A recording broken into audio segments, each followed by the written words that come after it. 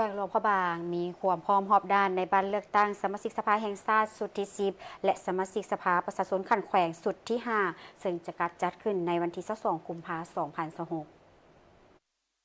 บัตรเลือกตั้งสมาชิกสภาแห่งชาติสุดที่10และสมาชิกสภาประชาชนคันแขวงสุดที่5จะจัดขึ้นพร้อมกันในวันที่22กุมภาพันธ์2026สำหรับเขตเลือกตั้งที่6แขวงหลวงพระบางมีผู้รับสมัครเลือกตั้งเป็นสมาชิกสภาแห่งชาติสุดที่10ทั้งหมด14ท่านในนั้นจะได้เลือกเอา10ท่านและผู้รับสมัครเลือกตั้งเป็นสมาชิกสภาประชาชนคันแขวงมีทั้งหมด84ท่านและจะได้เลือกเอา60ท่านทั่วแขวงมีหน่วยปอนบัตรเลือกตั้งทั้งหมด776หน่วยมีจำนวนผู้มีสิทธิ์ปอนบัตรเลือกตั้งทั้งหมด 230,000 กว่าคนท่านสำนานสุนทนีรองประธานสภาประชาชนแขวงลาดพร้าวคณะกรรมการเลือกตั้งแขวงลาดพร้าวได้ให้สัมภาษณ์ต่อทีมข่าวโทรภาพแห่งชาติลาวว่าปัจจุบันทั่วแขวงมีความพร้อมรับสายให้บัตรเลือกตั้งสมาชิกสภาแห่งชาติสุดที่10และสมาชิกสภาประชาชนคันแขวงสุดที่5สำเร็จเกือบ100ส่วน100โดยมีการแบ่งเวียกออกเป็น4บัตรกาวที่สำคัญคือสำเร็จการแต่งตั้งคณะกรรมการรับผิดชอบการเลือกตั้งคันแขวงและกองเลขาสวยเวียกพร้อมด้วยคณะกรรมการเลือกตั้งคันเมืองสร้างแผนการเคลื่อนไหวโฆษณาห้างเสียงให้กับผู้รับสมัครเลือกตั้งเป็นสมาชิกสภาแห่งชาติสุดที่10และสมาชิกสภาประชาชนคันแขวงสุดที่5และกำหนดบุคลากรแต่ละภาคส่วนรับผิดชอบแต่ละหน่วยปอนบัตรเลือกตั้งโดยนำเสนอบุคลากรเป็นจำนวนลงไหลเพื่ออำนวยความสะดวกให้กับประชาชนในการไปใช้สิทธิ์ปอนบัตรเลือกตั้งในครั้งนี้และรับประกันให้ได้ตามระดับคัดใหม่คือผู้มีสิทธิ์ปอนบัตรเลือกตั้งมาใช้สิทธิ์ปอนบัตรเลือกตั้งครบ100ส่วน100การปอนบัตรเลือกตั้งต้องถูกต้องตามระเบียบของการเลือกตั้ง100ส่วน100รับประกันเบี้ยงานป้องกันความสงบและความปลอดภัยของสังคม100ส่วน100รับประกันการปอนบัตรเลือกตั้งให้มีความโปร่งใสและกำหนดเวลาที่ได้กำหนดเอาไว้100ส่วน100เฮาดำเนินมาฮอดขั้นที่3นี้เฮาติดตามการใกล้ชิดของประชาชนเนาะการสนใจต่อบัตรเลือกตั้งสมาชิกสภาแห่งชาติสมาชิกสภาประชาชนแขวงนี้ที่ว่าปัญหาตัวนี้พอเฮาได้จัดเป็นขบวนการฟดฟื้นอยู่คันท้องถิ่นบ่ว่าจะเป็นคันเมืองคันนครแล้วก็คันแขวงมีก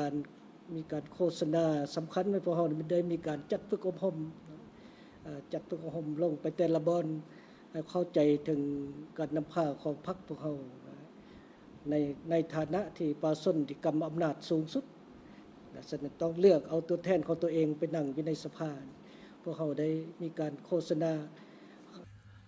สำหรับแผนการเคลื่อนไหวโฆษณาห้างเสียงให้กับผู้รับสมัครเลือกตั้งเป็นสมาชิกสภาแห่งชาติสุดที่10และสมาชิกสภาประชาชนคันแขวงจะได้พร้อมกันจัดขึ้นอยู่ในต้นเดือนกุมภาพันธ์นี้โดยแบ่งออกเป็น2ทีมการเคลื่อนไหว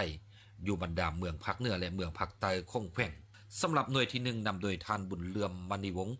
เลขาคณะบริหารงานพรรคแขวงประธานคณะกรรมการเลือกตั้งคันแขวงลาดพร้าวหน่วยที่2นำโดยท่านไพวีศรีบุรพารัฐมนตรีกระทรวงยุติธรรมโดยจะลงพร้อมกัน14ท่าน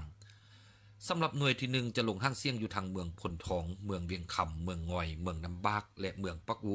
ส่วนหน่วยที่2จะลงอยู่ทางเมืองภูคูนเมืองนานเมืองสิงเงินเมืองพลไสเมืองปักแสงเมืองละ2จุดและจะให้สำเร็จพร้อมๆกันในวันที่14กุมภาพันธ์หลังจากนั้นจะลงโฆษณาห้างเสียงอยู่ทางเมืองจอมเพชรและเทศบาลของนครหลวงพระบางข้าพเจ้าก็ขอเรียกร้องให้ประชาชนเหล่าบรรดาเผ่าผู้มีสิทธิ์เลือกตั้งที่มีอายุ18ปีขึ้นไปให้มาใส่สิทธิ์ประชาธิปไตยของตนอย่างเป็นขบวนกว้างขวางและมีบรรยากาศที่ฟดฟื้นให้มาใส่สิทธิ์เป็นเจ้าในฐานะที่ประชาชนเป็นเจ้าของประเทศชาติแท้ๆเนาะอยากขอให้ทุกเพศทุกเผ่าอยู่แต่ละบ่อนให้มาใส่สิทธิ์ประชาธิปไตยของตนเองเลือกเอาผู้แทนประชาชนให้ได้ตามมาตรฐานเงื่อนไขที่ประชาชนได้